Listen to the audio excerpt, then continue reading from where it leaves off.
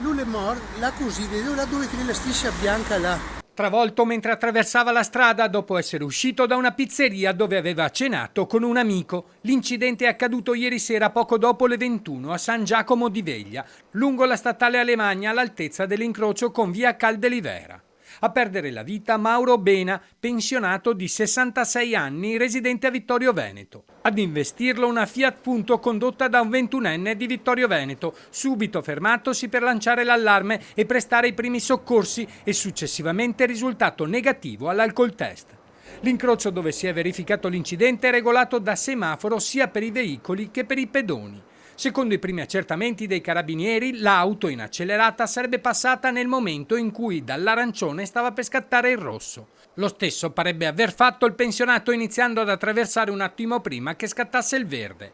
L'impatto è stato violento e non ha lasciato scampo al 66enne. I sanitari del SUEM non hanno potuto far altro che constatarne il decesso.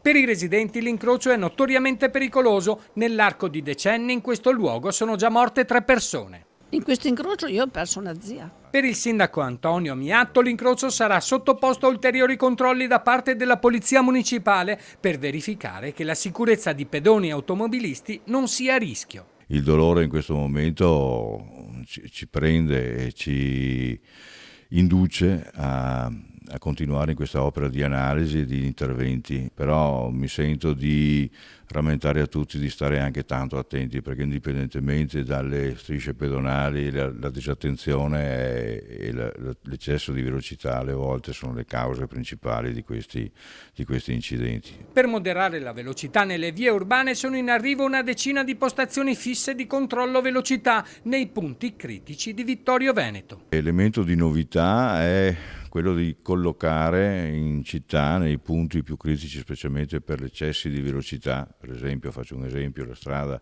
della Vallata che entra nella parte nord di Vittorio, anche quella ha accumulato ormai 3 morti. Abbiamo già deliberato di acquistare una decina di punti di controllo della velocità.